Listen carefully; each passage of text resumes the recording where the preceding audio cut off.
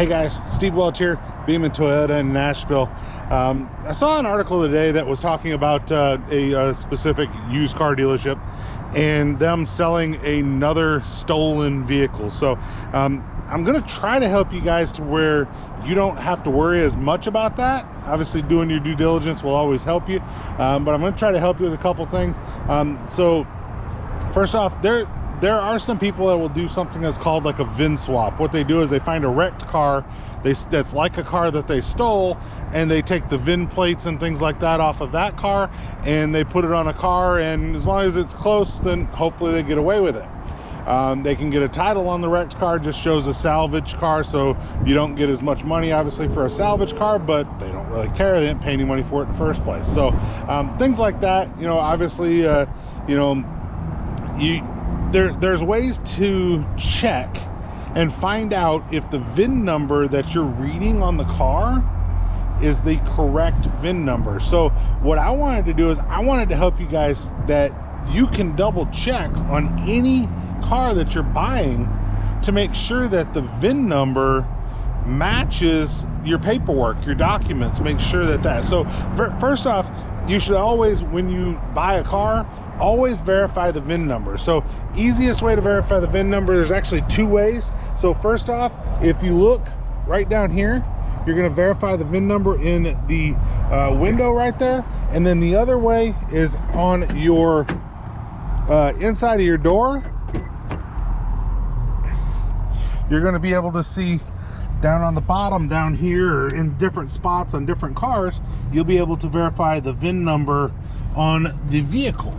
All right, so that's just an easy way that you look at your paperwork, especially before you leave a dealership or before you leave somewhere. Make sure they did the paperwork on the right car. Never a bad idea to do that. But what I want to show you now is how you can tell. So if they had done the VIN swap, and if that vehicle was a different VIN number, the car can actually tell on itself, and there's a really easy way to do that. So you get something like this. All right, so this is from Topdon, and I've done a review on this, and I definitely like this one a lot, but they've got a lot of different ones out there, a lot of variations. Some of them are cheap, you know, 50 bucks or so. Some of them can go up to several hundred, right? But if it has the ability, and most of them have the ability to look at the VIN number, and I'm going to show you how to do that right as Southwest comes over behind me and gives a little shout out to the rest of us. But we're going to pause for Southwest. They're a little louder than I am, so but anyway, so what we're going to do is we're going to come down here, all right, and I'm going to be down a little bit below, and you'll see that usually underneath you'll find this little connector, right?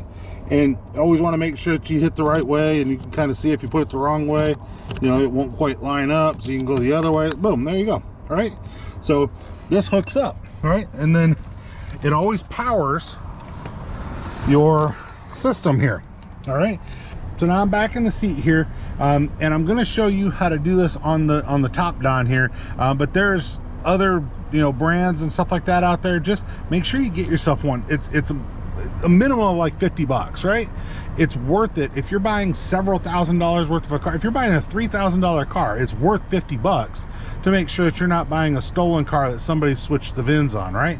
So easy way. So once I get in here, I'm just in the main menu, right? And I'm going to hit my little OK button here on this diagnose, right? I'm going to come down here and I'm going to go to vehicle information, right? Once I hit this enter button here, it's going to load the VIN. So this one shows me the VIN, and it's got this 013546 there. So look at the last 6 of the VIN, and then go out to the vehicle. And once you go out to the vehicle, pop down here and make sure, which this one does, make sure that that matches, and make sure that it matches on the front of the vehicle to make sure that the VIN is the car that you're buying. And hello, Southwest again. Hello. Anyway. So make sure that there's a lot of air traffic out here, but make sure that the VIN that it says in the computer is going to match the VIN that's actually on the car. So by doing that, you can hopefully be a little bit better protected that the car that you're buying matches the VIN. And then, like I said, while you're there, why not pull the codes, read the codes? So look at, learn how to use it. They'll all have a little book with them. Learn how to use those little scanners and at least pull the codes. Maybe you check a couple other things. Maybe you keep yourself from buying a bad used car. There's nothing wrong with actually hooking those up. And as a car salesman, I can tell you, if somebody brought one of those, you know what, I'm gonna be impressed, right? Because it just shows that you're doing your due diligence to make sure you get a good car. And in all honesty, I don't want to sell somebody a bad car. So yeah, let's all be sure, right? Let's all be sure that you're getting a good car. But with the things going on now and people that do things that are we'll call it less than honest, right? So people that do things that are less than honest, why don't we make sure by using one of these that the VIN that is in the computer of the car matches the car? All right, so here's a question that I know you have. Let's say that you were the person that bought that car. Well, in this particular article, what that person had done is they bought that car. It was a different year than what they thought it was. And obviously a different VIN number because of, obvious reasons.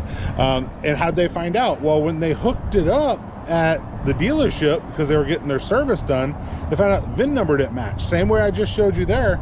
That's part of the way that they found out. And there's other spots that the VIN numbers marked on cars other than those two spots that I'm showing you.